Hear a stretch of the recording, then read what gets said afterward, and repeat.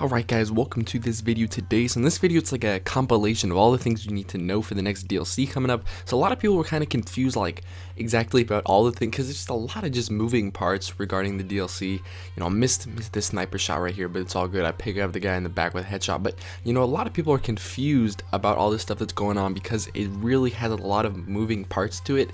It's not just there's one raid, there's this X amount of strikes, X amount of weapons, you know, stuff like that. There's a lot of complicated things going on when it comes to the stuff within the DLC and how that will, you know, kind of mesh and collaborate with what's already in the game. So, you know, we got a new raid obviously coming to all of us. We got 2 new strikes for PlayStation, so one of those will be exclusive. Xbox only getting 1 strike, and then on top of that we're going to be getting 3 new Crucible maps, and of course, you know, new Crucible Vanguard, and you know, the new armor, the new weapons for them. You know, they did have old armor and weapons, but they're adding some new ones, so that's cool. And the big addition, I think at least, is exotic shards. You know, obviously the raid gear is the main thing that will allow you to get to light level 32, but the exotic shards are kind of interesting for me because what exotic shards do, right, is normally you just use Ascendant shards, right, to level up your exotics. But now for leveling up exotic weapons and armor, there's not going to be any shards or energies required. So what you're going to, you know, do to compensate for this is you're not going to have to spend anything, right, until the final upgrade as far as shards and energies go. And then on that final upgrade, it's going to require an exotic shard. So an exotic shard is basically something you can pick up from either dismantling an exotic item. So maybe if you have duplicates, you're going to want to do that. And then you can also buy them from Zerv for 7 strange coins, which is also very nice. So that's another way to level up your new exotics. You know, you're going to want to save all the bounties you can to turn them in, level up those exotics fast, and get those exotic shards. So on top of that, what you're going to be doing is you're going to have to, you know, upgrade your old exotics. So you might be wondering, like, what are you even talking about? So to compensate, because you know we're going to light level 32 and the weapons will have higher attack values as far as the new weapons go, you know, the raid weapons, the new exotics.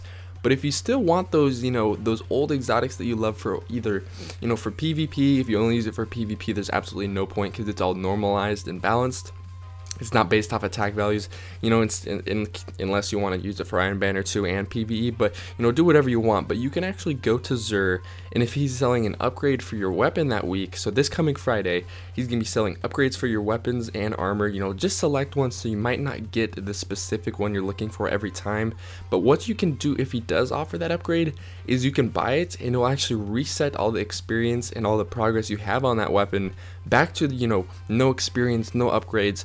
But if you upgrade it all the way again, you can get it to the highest attack value in the game to match, you know, the same attack value as the DLC. That's very interesting. You know, we'll have to see how that pans out. Also, regarding that same exact issue, if you do have an exotic bounty, you know, currently present, you can do that, and then when you turn it in after the update, so on Tuesday when the DLC comes, you'll be able to get the fully upgraded exotic. You know, it's not gonna be fully upgraded yet, because you still have to buy the upgrades, but it will be capable to going to that highest attack value or highest light value. Also, before I end this video today, there's also one more piece of information you may be wanting to know. So, you know, if you're level 30 already, you're probably thinking, you know, the Nightfalls are not even challenging anymore, and especially with the new boost and the new level cap going up by 2 levels from 30 to 32, which is, you know, it's not a big number, but if you think about it, the damage reductions that you can avoid and dodge with that level 32 is very important and very significant.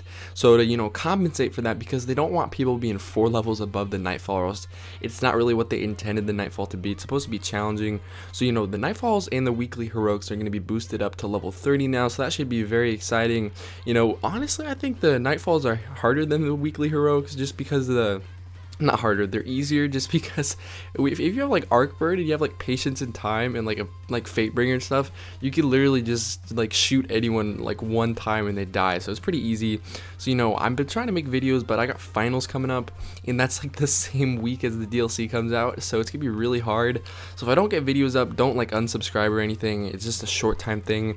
I did miss an upload because I was grounded, I think, yesterday, so I put up a little montage sneak peek. Hopefully you guys enjoyed that, and hopefully I'll see you guys in my next video. You enjoyed this video, and you know, drop a like if you did, and hopefully I'll see you guys in my next video, and subscribe if you're new. Peace. Yeah.